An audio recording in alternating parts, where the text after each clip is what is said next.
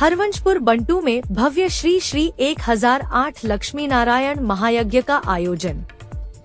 बिहार के वैशाली जिले के भगवानपुर प्रखंड के ग्राम पंचायत हरवंशपुर बंटू में धर्म, संस्कृति और आस्था का अनूठा संगम देखने को मिल रहा है। यहाँ श्री श्री 1008 लक्ष्मी नारायण महायज्ञ का आयोजन 1008 फलहारी बाबा के पावन सानिध्य में समस्त ग्रामवासियों के सहयोग से भव्य रूप से संपन्न हो रहा है।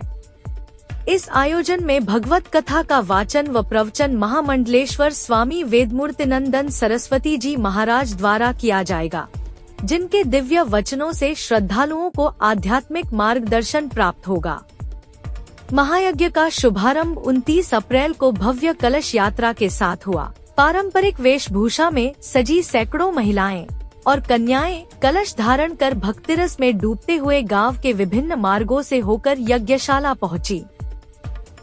पूरे मार्ग में भक्तिमय गीतों और वैदिक मंत्रोच्चार की गूंज से वातावरण पवित्र और आलोकित हो उठा। कलश यात्रा ने पूरे क्षेत्र में भक्ति और उल्लास का वातावरण निर्मित कर दिया। महायज्ञ के अगले चरण में 30 अप्रैल को पंचांग पूजन और अग्निमंथन की विधियां संपन्न की जाएंगी। पंचांग पूजन के अंतर्गत तिथि, वार, नक्षत्र, योग और करण का पूजन कर यज्ञ के लिए श्रेष्ठ मुहूर्त सुनिश्चित किया जाएगा। अग्निमंथन की प्रक्रिया के माध्यम से वैदिक परंपरानुसार अग्नि उत्पन्न की जाएगी, जो यज्ञ का मुख्य आधार होगी। भगवत कथा का प्रारंभ यज्ञ के शुभारंभ के साथ ही होगा, जिसमें महामंडलेश्वर स्वामी वेदमूर्तिनंदन सरस्वती जी महाराज श्रीमद् भागवत महापुराण की अमृतमयी कथाओं का वर्णन करते हुए धर्म, भक्ति और जीवन के गूढ़ रहस्यों को उजागर करेंगे। उनके प्रवचन श्रोताओं को आध्यात्मिक ज्ञान से सराबोर कर देंगे और जीवन के उद्देश्य को समझने की नई दृष्टि प्रदान करेंगे।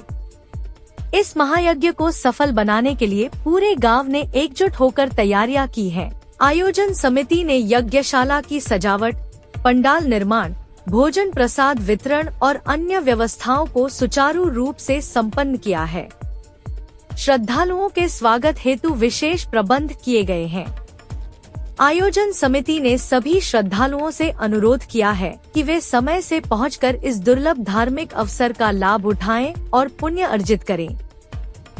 हरवंशपुर बंटू में हो रहा यह महायज्ञ न केवल धार्मिक अनुष्ठान है, बल्कि ग्रामवासियों की एकता, समर्पण और सांस्कृतिक चेतना का जीवंत उदाहरण भी है।